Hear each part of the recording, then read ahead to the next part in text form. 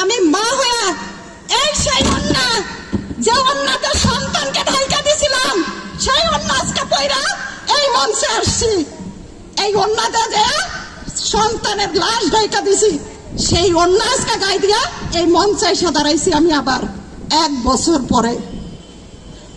এই 2 হাত দিয়ে কবরস্থানে যায় মাটি দিয়া নিজের ছেলের কবর ঠিক করছি। 9 মাস পরে আবারও আমার সন্তানকে উঠানো হয়, সেখানেও আমার উপস্থিত থাকতে হয়। আর আমি একটা মা, আমি একটা মা হয়ে আর কত সহ্য করবো? যুদ্ধ করতে করতে 1 বছর হয়ে গেল, এখনো আমার যুদ্ধ শেষ হইল না। আজকে দেখেন মোহাম্মদ ইউসুফের বোনের লাইফটা নষ্ট হয়ে যাইতেছে মোহনা আক্তার ইকরা। এবং আমার পরিস্থিতিটা কি সবটা এখানে বলার মতো সময় বা সুযোগ আমার নাই। তা আমি বাংলাদেশ ডাক্তার ইউনূসের কাছে আমি একটাই আবেদন করবো বা একটাই চাওয়া পাওয়া তার কাছে, যারা আমার সন্তানের বয়সের, যারা আমার ভাইয়ের বয়সের, যারা আমার বাপের বয়সের, এখনো যারা মেডিকেলে যুদ্ধ করতেছে মৃত্যুর সাথে, তাদের পাশে এসে আপনারা দাঁড়ান, তাদেরকে সুচিকিৎসা দেন। আমরা তো সন্তান হারাই ফেলাইছি, যারা যাবার তারা তো চলেই গেছে, যারা আছে তাদের পাশে দাঁড়ান, তাদেরকে ঠিক মতো চিকিৎসা দেন। তারা তো এই দেশের জন্যই করছে, তারা তো আপনার আমার ভালোর জন্যই করছে।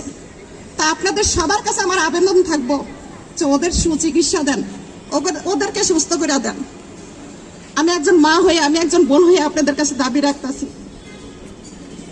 আর আমার ছেলের কবরটা সবার কাছে আমি একটাই করবো যে আমার ছেলের কবরটা ঠিক করে দেওয়ার জন্য সবাই আমার পাশে এসে দাঁড়ান। আমার আর কোনো কিছু লাগবে না, শুধু আমার ছেলের কবরটা ঠিক করে দেন।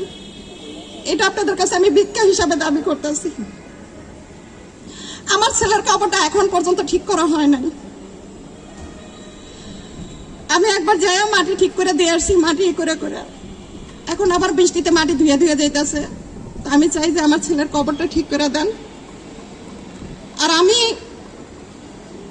এটাও চাবো যে মোহনা আক্তার ইকরার লাইফটা যেন নষ্ট না হয়, এটার দিকে আপনারা একটু খেয়াল দিবেন, ঠিক আছে? আমার আর বলার কিছু নাই। যদি আমার কোনো ভুল হয়ে থাকে সবাই ক্ষমার চোখে দেখবেন। আর যত শহীদ ভাই ও বোন দুনিয়া থেকে চলে গেছে সবার জন্য খাস করে সবাই দোয়া করবেন। আমিও সবার জন্য দোয়া করি, যারা আছেন তাদের জন্য দোয়া করি, যারা শহীদ হয়েছে তাদের জন্য আমি খাস করে একজন মা হিসাবে দোয়া করি, একজন বোন হিসাবে দোয়া করি।